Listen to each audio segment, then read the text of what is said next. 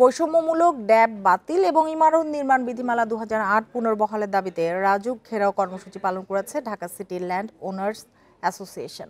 এই ঈদে জামা জুতো অ্যাক্সেসরিজের ডিসকাউন্ট। সকাল 10টা থেকে রাজুক ভবনের সামনে অবস্থান নিয়ে বিভিন্ন দাবি তুলে ধরেন তারা।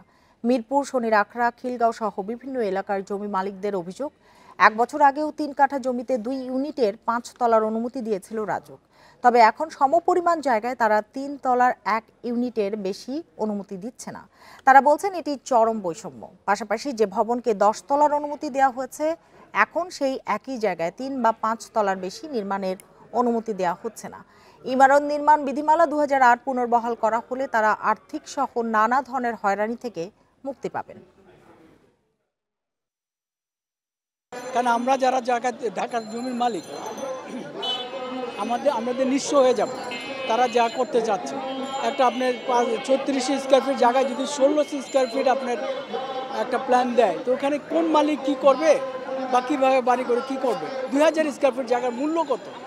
3 কাঠা জায়গা থাকলে সেটার মধ্যে 1 ইউনিট করে হয়তো 4 তলা 5 তলা দিচ্ছে, বা 5 কাঠা থাকলে সেখানে হয়তো 6 তলা দিয়ে ফ্ল্যাট মেনশন করে দেয়, কোটার বেশি ফ্ল্যাট করতে পারবেন না।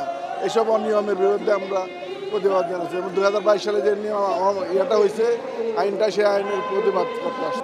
5 কাঠা জায়গা আমার পাশে বিল্ডিং করে রয়েছে, সে 9 তলা, আর আমি যখন আবেদন করতে দিই তখন আমি সেখানে পাচ্ছি 4 তলা, তাও 1 ইউনিটের। তাহলে আমি কিভাবে এখানে বৈষম্য শিকার হলাম?